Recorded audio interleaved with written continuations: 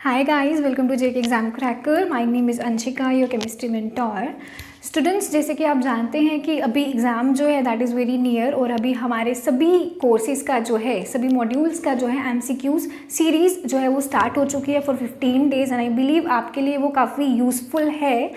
So students, as you know मैं chemistry के MCQs जो हैं वो आपको करवा रही हूँ.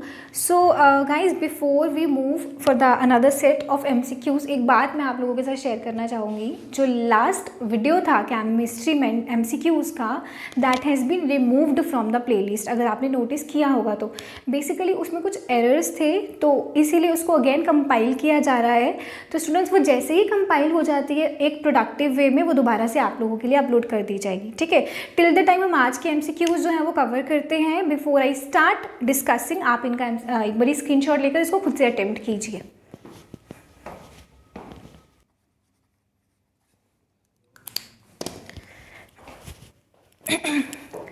सो ठीक है गाइज, आई बिलीव आप लोग स्क्रीनशॉट ले चुके हैं इन क्वेश्चंस का और आपने खुद भी अटेम्प्ट किया है. Late me know in the comment box कि आपने बिफोर डिस्कशन कितने आंसर्स जो थे वो करेक्ट किए थे, राइट, ताकि आप लोगों की भी असेसमेंट आपके एंड से भी प्रॉपरली हो जाए.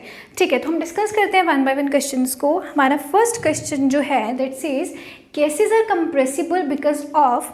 गैसेज आपको मालूम है क्या होती है, राइट. अब क्वेश्चन कह रहा है कि जो गैसेज हैं दे आर कंप्रेसिबल. हमने पढ़ा है, जब हमने स्टेट्स ऑफ मैटर पढ़ा था, हमने उसमें बताया था कि गैस हमारे पास मैटर, स्टेट ऑफ मैटर में सॉलिड, लिक्विड, गैस जो है वो तीन मेन इंपॉर्टेंट प्ले रोल करते हैं, राइट.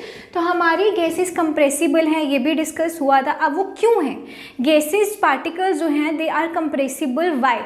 क्योंकि क्या स्पेस बिटवीन पार्टिकल्स जो है उसकी वजह से they are compressible, collision of particles की वजह से, या फिर मूवमेंट ऑफ पार्टिकल्स की वजह से, या attraction force between the particles.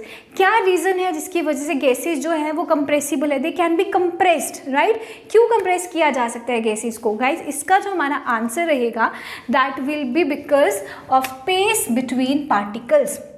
देखिए, हमें ये पता है गैसेस के बारे में कि जो उसके जो एटम्स हैं they are not at all packed together. ठीक है, they move randomly.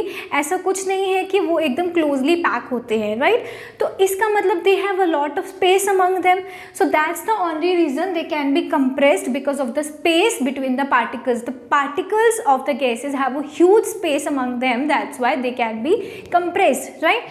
Collision of particles क्यों नहीं है? क्योंकि दे डू नॉट कोलाइड. अगर उनमें इतना वो स्पेस है एक दूसरे के बीच में, तो how would be they collide? They can't be collide, right. So that's why collision of particles can not be the reason of compression of gases. At the same time movement of particles, movement कि particles का कोई connection ही नहीं बनता है जब हम बात करते हैं कंप्रेसिबिलिटी की. ठीक है, so it can not be the answer. Eight the same time attraction force, क्या हमने कभी डिस्कस किया है कि पार्टिकल्स में अट्रैक्शन फोर्स आती है? नहीं, ऐसा कुछ भी हमने रीड नहीं किया गैसेस के बारे में.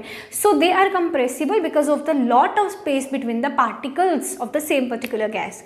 ठीक है, so A would be the correct answer. ठीक है, अब हम बात करते हैं सेकेंड क्वेश्चन की. It says chemicals used in fireworks. Fireworks आपको मालूम है, क्रैकर्स की हम बात करते हैं. ठीक है, अब कौन से केमिकल्स फायरवर्क्स में यूज़ होते हैं? जो भी फायर रिलेटेड काम है उसमें कौन कौन से केमिकल्स यूज़ होते हैं? आप मुझे पहले अपना बताइएगा, आपने क्या आंसर इसका लिखा है? हमारे पास जो चॉइसेस हैं, क्या कॉपर क्लोराइड है फायरवर्क में यूज़ होने के लिए, क्या कैल्शियम क्लोराइड है, बेरियम क्लोराइड है, या ऑल ऑफ अबव है? स्टूडेंट्स, इसका जो हमारा आंसर आने वाला है दैट वुड बी डी. जितने भी मैंने यहाँ पर केमिकल्स लिखे हैं they play their own role when it comes to firework. ठीक है, अगर मैं बात करती हूँ कॉपर क्लोराइड की, so it gives blue colour to the firework. ठीक है, ब्लू कलर लाने के लिए हम कौन सा केमिकल यूज़ करते हैं? Copper chloride. At the same time when it comes to the calcium chloride, orange colour comes. ठीक है, अपैरेंस अगर हमें ऑरेंज कलर की लानी है तो कौन सा केमिकल यूज़ होता है? Calcium chloride. उसके बाद आता है ग्रीन कलर. ग्रीन कलर किससे आता है? बेरियम क्लोराइड से. इट मीन्स ये भी फायरवर्क में यूज़ हो रहा है. तो आंसर अगर हम देखें तो ये तीनों के तीनों इसमें आते हैं. तो आंसर क्या आ जाएगा? All of the above. Other than this we have some other chemicals also जिनसे हमारे पास और कलर कॉम्बिनेशंस भी आते हैं. For example strontium carbonate, from this we can get the red color. Okay, at the same time sodium carbonate is also used which gives yellow color. ठीक है। सो आपको ये याद रखने हैं कौन सा केमिकल कौन सा कलर देता है, ये चीज़ आपको पता होनी चाहिए, because it can be a question to you. It can not be like कौन सा केमिकल यूज हो रही है, बट कौन सा केमिकल कौन सा कलर दे रहा है, ये भी एक जो है क्वेश्चन आपका आ सकता है, ठीक है। इसके बाद हमारे पास जो नेक्स्ट क्वेश्चन है, it says when heat is provided to the particles of solid, ठीक है। जब कोई भी एक सॉलिड पार्टिकल ले लो, लेट्स से इसको हम, ये हमारे पास सॉलिड है राइट, अगर इसमें हम हीट प्रोवाइड करते हैं फ्रॉम एट दिस एंड, तो क्या होगा, दे गेन, जो पार्टिकल्स है what will they gain, heat energy, kinetic energy, potential energy या थर्मल एनर्जी। स्टूडेंट्स, हमने जब सॉलिड स्टेट की बात करी थी, जब वो क्लास हुई थी, मैंने आपको बहुत क्लियरली बताया था, जब एक एंड पे हीट प्रोवाइड की जाती है, जो भी पार्टिकल्स हैं दे गॉट अ मोशन, ठीक है। मोशन की वजह से वो हीट जो है वो इस एंड से इस एंड पे क्या होना शुरू हो जाती है, ट्रांसफर होना शुरू हो जाती है। तो वो motion of energy is what, that is nothing but what, that is kinetic energy, है ना। तो आंसर क्या आ जाएगा हमारा, answer would be B, kinetic energy. It will not be heat energy, potential energy भी नहीं होगा, थर्मल एनर्जी भी नहीं होगा, आंसर आ जाएगा काइनेटिक एनर्जी। डन, ठीक है। हम अगर नेक्स्ट क्वेश्चन की बात करते हैं, नेक्स्ट क्वेश्चन इज रेस्पिरेशन, ठीक है। रेस्पिरेशन क्या है, फिजिकल प्रोसेस है, केमिकल प्रोसेस है, बायोलॉजिकल प्रोसेस है या फिर टेम्पररी प्रोसेस है, बताइए। रेस्पिरेशन क्या है, फिजिकल, केमिकल, बायोलॉजिकल या टेम्परेरी। गाइस, हमने 10th स्टैंडर्ड में, 8th स्टैंडर्ड में, इनफैक्ट 12th स्टैंडर्ड में भी हमने रेस्पिरेशन की डेफिनेशन जो है वो बहुत बार पढ़ी है। सो बेसिकली रेस्पिरेशन क्या है, it is a chemical process, ठीक है। It involve some chemical process, जिसमें बेसिकली क्या होता है, इसमें जो ऑर्गेनिजम्स के अंदर कुछ जो हमारे हम बोल सकते हैं प्रोडक्ट्स हैं, उनकी एक रिएक्शन होती है, ठीक है। I have written the same reaction. Basically इसमें ग्लूकोज की हमारी रिएक्शन होती है with what, with the oxygen, ठीक है। सो क्या है, दिस इज अवर ग्लूकोज, ठीक है। ग्लूकोज ने क्या किया, कंबाइन किया ऑक्सीजन के साथ, and at the result what do we get, हमें मिलता है कार्बन डाइऑक्साइड एंड वाटर। इसके साथ हमारे पास ATP भी आता है। ये बेसिकली ATP क्या है, एनर्जी जो हमारे सेल्स में होती है, दैट इज ATP, ठीक है। सो हम क्या बोलेंगे, it is neither a physical, biological और temporary process, but it is a chemical process where glucose is combined with the oxygen so that we can get carbon dioxide and water plus HTP as well, ठीक है। So it will be a chemical process. Done, हमारा so answer क्या आ जाएगा हमारा, B, chemical process, right. Shape of liquid depends on, liquid की shape किस पे डिपेंड करती है, बताइए। क्या हमने, मुझे पहले तो ये बताइए, क्या जब हमने लिक्विड्स के बारे में पढ़ा था हमने बोला था लिक्विड की कोई अपनी शेप है, नहीं। हमने ये बहुत क्लियरली बोला था, liquids do not have their own shape, they take the shape of the container they are in to, है ना। वो जिस कंटेनर में डालते हैं उसकी शेप उसी में आ जाती है। हमने बहुत सारी एग्जाम्पल्स ली थी। अगर हम ग्लास में डालेंगे it will take the shape of glass, किसी बड़ी बॉटल में डालेंगे it will take the shape of the bottle, जिसमें भी होगा, वो चाहे वो सिलिंड्रिकल होगी, चाहे वो क्यूबिक होगी, चाहे वो बॉक्स की शेप में होगी, जिसमें भी डाला जाएगा लिक्विड वो उसी की अपनी शेप ले लेगा, ठीक है। सो कंसीडरिंग दैट हमारे पास चॉइसेस दी गई हैं, shape of the container, surface area of the container, volume of the container और mass of the container. So answer is very much obvious, shape of the container, ठीक है। क्या होगा, हमारे जो लिक्विड्स हैं they do not have their own shape, they take the shape of the container in which they are filled, ठीक है। So answer would be A. Okay, हमारा 6th क्वेश्चन क्या कहता है, कलर ऑफ MgO। सबसे पहले तो हमें ये समझना है व्हाट इज MgO। MgO क्या है, दैट इज मैग्नीशियम ऑक्साइड, ठीक है। अब हमें पूछा गया है कि मैग्नीशियम ऑक्साइड जो है उसका कलर क्या है। ये बताने के लिए हमें समझना पड़ेगा कि मैग्नीशियम ऑक्साइड बनता कैसे है।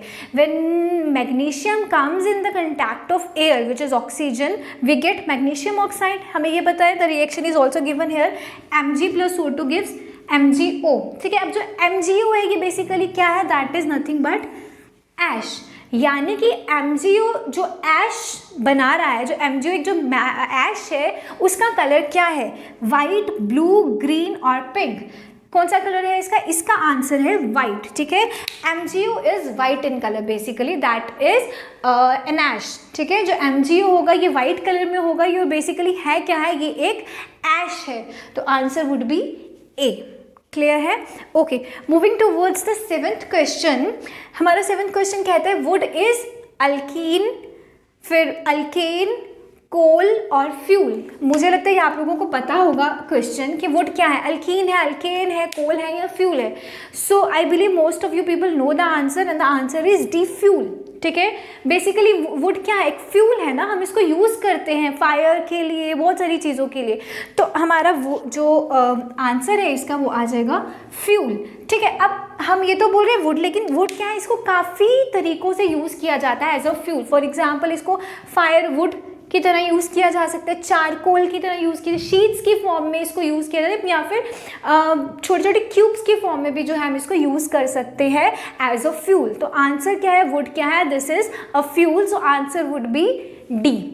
ठीक है गाइस, ओके। हमारा नेक्स्ट क्वेश्चन है 8th question, when methane is combusted, combustion आपको पता है ऑक्सीजन के एयर के कंटैक्ट में आना, right. So it produces, methane जब कंबस्ट किया जाता है, कंबस्शन होती है जब मीथेन की, मीथेन क्या है, मीथेन इज CH4। ठीक है, मीथेन क्या है, मीथेन इज CH4।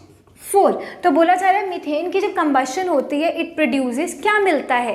तो अगेन मीथेन की कंबशन के लिए हमें एक रिएक्शन बनानी पड़ेगी। तो मीथेन की कंबशन मीन्स उसको ऑक्सीजन में उसको कंटैक्ट में लाया जा रहा है, तो हमें क्या मिल रहा है, CO2 plus H2O which is carbon dioxide and water. हमें क्लियर हो गया। अब हमें डायरेक्टली इन ऑप्शंस में से क्या करना है, क्या फाइंड आउट करना है, carbon dioxide and water.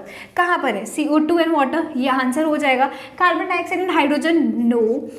Oxygen and hydrogen again no, nitrogen और oxygen again no, so answer would be A. ठीक है, क्या है, कार्बन डाइऑक्साइड और वाटर मिलता है जब मीथेन की कंबशन होती है। ठीक है, इसमें एक चीज़ और ध्यान में रखनी है स्टूडेंट्स की जब कंबशन होती है मीथेन की, लॉट ऑफ एनर्जी जो है that is released, considering that thing it is exothermic reaction. ये ध्यान में रखना है, मीथेन की कंबशन कौन सी रिएक्शन है, दैट इज एक्सोथर्मिक रिएक्शन। तो आपको अगर क्वेश्चन में आ जाता है combustion of methane as exo, endo या फिर सिंगल डिस्प्लेसमेंट या फिर कोई भी आपको ऑप्शन आ जाता है, तो answer would be exothermic reaction where lot of energy is released. Done, okay.